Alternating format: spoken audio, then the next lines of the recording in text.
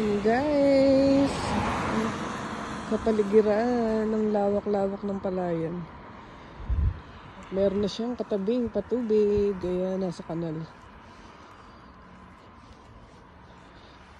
Bali, tabing karsada lang yung aming bahay. Kaya dito ako naglalakad pag umaga. Kasi diba sementado siya, maganda yung ano.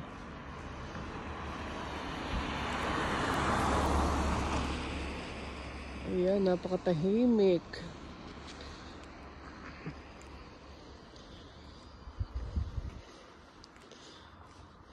Ayan yung mga bagong style na ng bahay. Hindi na siya yung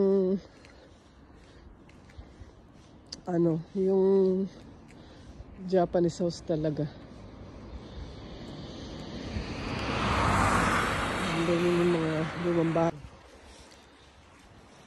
Ayan, habang naglalakad tayo dahil maganda ang sikat ng araw ayan, sabi nga ni Ka Maria, yun ang lagi nating kasama, ang ating anino.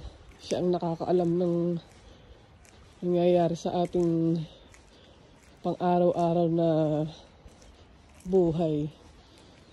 Guys, di ba ayan yung mga Japanese style talagang bahay.